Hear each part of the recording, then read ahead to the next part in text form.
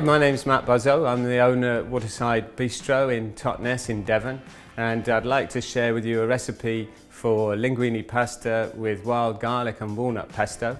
The reason I want to show you that recipe is it's the beginning of March, and right here in Devon anyway, the wild garlic is sprouting everywhere in the hedgerows and around by the streams, and it's a real joy this time of year. It's one of the first foraged foods or wild foods you can get out and grab. I love to put it on the menu down at Waterside at this time of year.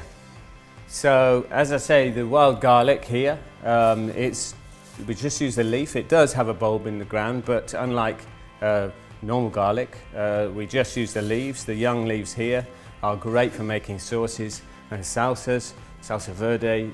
We're going to do a walnut and wild garlic pesto today.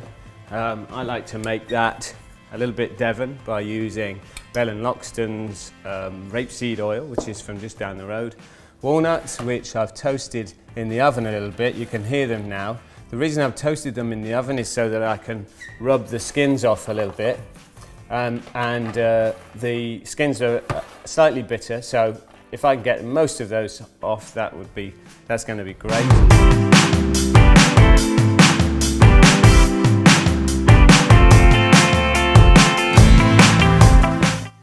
Yeah, so carrying on going. Instead of a traditional pesto made with parmesan and pine nuts, as I say, I'm going to use, and basil, I'm going to use wild garlic, walnuts, and a great local cheese from North Devon called Devon Oak. And this is extra mature Devon Oak, and it's got a really nice firm texture. I'm going to be able to shave it like parmesan, okay?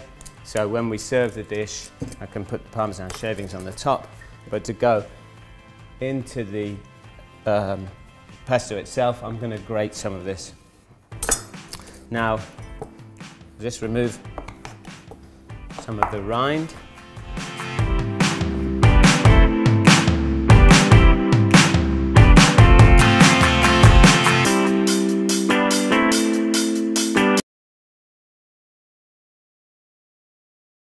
Garlic here ready washed, the walnuts here, and the cheese. I'm going to just blanch this wild garlic briefly in boiling salted water, just straight in like that. I've got 100 grams of wild garlic there with 100 grams of walnuts. We're going to use 50 grams of cheese plus 375 ml of rapeseed oil. So just to show you this briefly, in and out. That's all it takes, into that boiling water. A few seconds, so we keep it nice and green.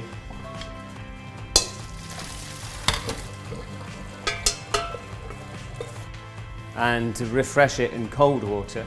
You could use some ice cubes here as well if you like, but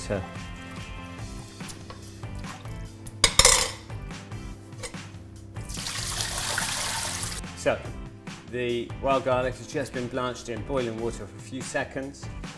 Refreshed in cold water so it doesn't overcook, stays nice and green and keeps a fresh flavour. I'm just going to squeeze out the excess water, as simple as that. And then using a bowl chopper, you could do this by hand, but this machine's much better. I'm going to put the wild garlic into the bowl chopper and blitz it until it's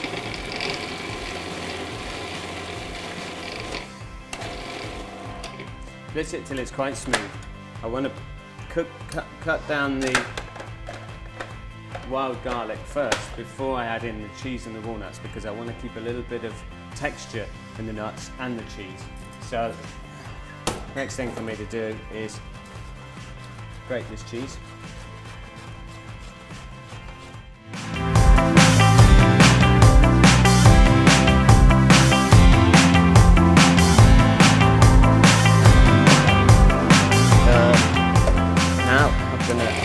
I'm going to just trickle in the rapeseed oil while the machine is going to chop down the wild garlic a little bit further.